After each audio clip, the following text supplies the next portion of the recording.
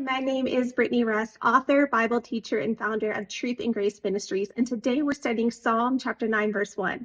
David writes, I will give thanks to the Lord with my whole heart. I will recount of all your wonderful deeds. Now, David tells us in verse 13 of this same psalm that he's facing affliction. And what is he doing? He's worshiping God. Yet how many of us know that when the season is difficult, that's sometimes the last thing we want to do?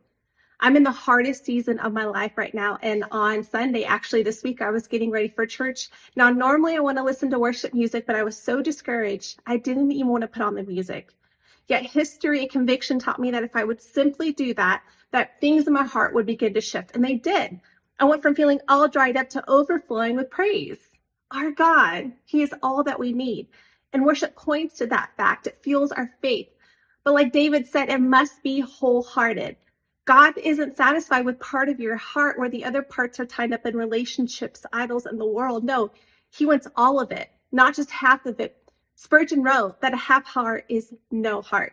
So the question you have to ask yourself today is, am I worshiping God with a full and total heart? Today, maybe like David, that looks like simply telling someone about our amazing God and recounting His faithfulness, because you know what? That's a sign of worship too.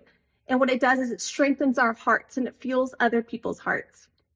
Dear friend, you could probably tell me 1,000 moments God has provided for you, but I want you to think about the most prolific one. And I want you to know that God is just as full and good in this very moment, no matter what the season looks like, as He was in that moment. He always has been and He always will be.